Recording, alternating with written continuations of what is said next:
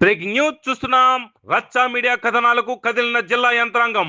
మట్టి దొంగలు బట్టి నిర్వాహకులపై ఒక పక్క విజిలెన్స్ అధికారులు, ఎర్ర కాలువ గర్భంలో అక్రమ మట్టిని తవ్విన వారిపై ఇంకో పక్క ఇరిగేషన్ అధికారులు దాడుల నిర్వహణ. పశ్చిమ గోదావరి జిల్లా తాడేపల్లిగూడెం నుంచి జట్లపాలెం వెళ్లే రోడ్డులో భారీ డంప్ పెట్టడం, డంప్ నుంచి మట్టిని అక్రమంగా తరలింపు వ్యవహారంలో దాడులు జరిపి నోటీసులు జారీ చేసిన విజిలెన్స్ అధికారులు. అలాగే తాడేపల్లిగూడెం మండలం పట్టింపాలెం సమీపంలో ఎర్ర కాలువలో మట్టిని అక్రమంగా తవ్వుతున్న వారిపైన ఇరిగేషన్ అధికారులు దాడులు జరిపారు.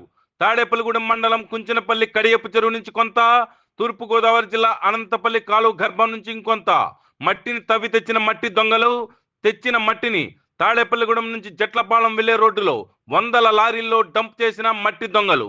అదేవిధంగా ఈ మట్టి అనంతపల్లి కాలువ గర్భం నుంచి తెచ్చిన మట్టిగా తెలియడంతో ఆ ప్రాంతంలోనూ దాడులు జరిపిన అధికారులు. ఈ వ్యవహారం మొత్తం రచ్చా మీడియా వరుస కథనాలు ప్రసారం చేయడంతో విజిలెన్స్, ఇరిగేషన్ అధికారుల్లో కదలికి వచ్చింది. డంప్ చేసిన ప్రాంతాలను, డంప్ దగ్గర నుంచి మట్టిని తరలించుకుపోయి బట్టీల వద్ద దొంగతనంగా పట్టుకెళ్లి స్టాకులు పెట్టిన ప్రాంతాలపై దాడులు జరిపామని విజిలెన్స్ ఎస్పీ తెలిపారు.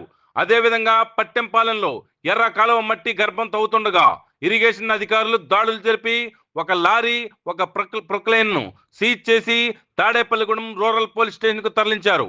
లారీ యజమాని వెల్లమిల్లి శ్రీను, ప్రొక్లైన్ యజమాని సుబ్బులపై భారీగా ఫైన్లు విధించి కేసులు నమోదు చేయిస్తామని ఇరిగేషన్ ఏఈ అనిల్ తెలిపారు.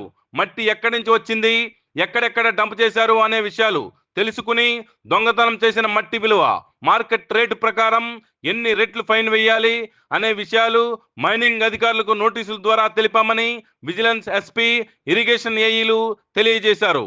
పూర్తి విచారణ అనంతరం ఈ రెండు వ్యవహారాల్లోనూ కేసులు నమోదు చేసి ఫైన్లు విధించడం జరుగుతుందని అధికారులు వివరించారు.